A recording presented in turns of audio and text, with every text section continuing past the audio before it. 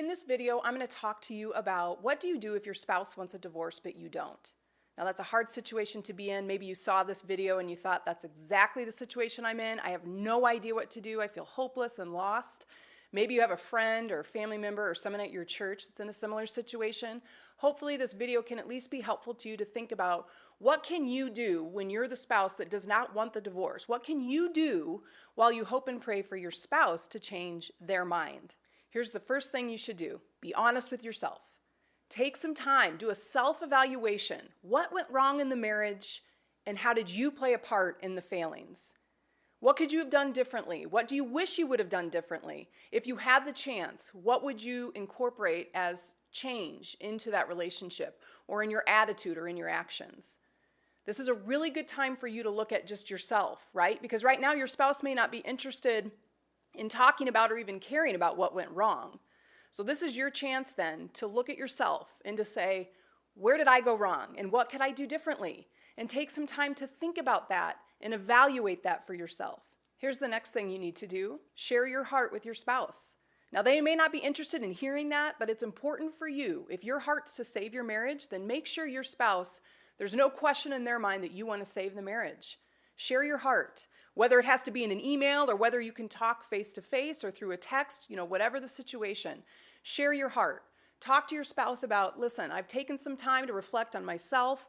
Here are the things that I would do differently. Here are the things that I know I did that contributed to the issues in our marriage. I'm committed to making a change in those ways.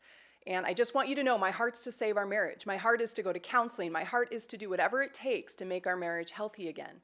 Make sure your spouse knows that beyond a shadow of a doubt, because oftentimes what happens is when you're in a situation where you choose to separate and you're talking about divorce, then a lot of times your spouse may think, well, they want the same thing. We both are moving towards divorce. That's what we both want. But the truth is, if that's not what you want and you want to save your marriage, then you need to be very clear with your spouse what your heart is. This next one's really important.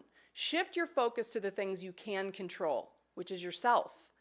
This is what's hard about marriage. It takes two to tango. It takes two to mess a marriage up, and it takes two to fix it.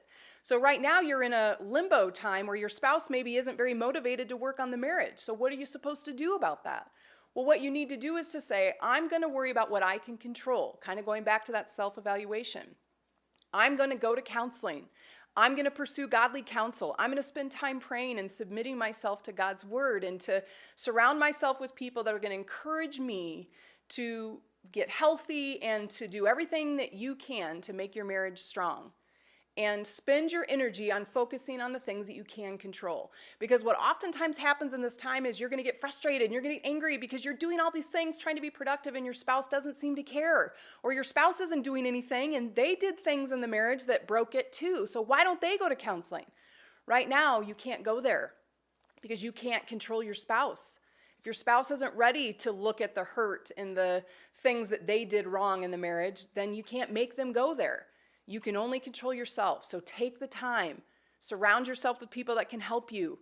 Talk to people that have godly advice for you. Go to counseling and work on yourself. That would not be a waste of energy. Whether or not your spouse wants to reconcile or not, you will come through that experience a much healthier person either way. And here's one other thing about this. Do not lash out at your spouse during this time. If your heart is to focus on the things you can control, then do not lash out at your spouse when they don't seem interested. Don't get bitter towards them because they don't seem to pay attention to all these great things you're doing to fix yourself. Here's the thing. I want to look at a passage in Romans chapter 12. Look what it says. Never pay back evil with more evil. Do things in such a way that everyone can see you are honorable. Do all that you can to live in peace with everyone. Here's the challenge. You need to go about working on yourself, getting healthy for yourself, because that's what honors God. You need to do everything that you can to say, I did everything I could to save our marriage. Now, your spouse may not be in that place, but that part's not your problem right now. So make sure that your heart is, you want to do the honorable thing. You want to do everything that you can to bring love and peace into your marriage and not to lash out and to get angry and get spiteful and get bitter and resentful towards your spouse if they don't seem motivated to work on the marriage at this point. That's going to be hard, but that's going to be important.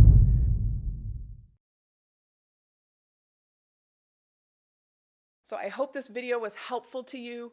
Think about these things, talk to people, work on the things that you can control, and pray. Pray hard that your spouse will come around and will be interested in working on the marriage. Because I promise you, what you do is going to be a key factor in if your spouse shows any interest at all in reconciliation. So the more you can do to show a heart of teachability and humility, the greater chance your spouse to come back and to say, okay, I can see that there's some changes in you. Now they could start to look at themselves and to say, I think we could make our marriage work.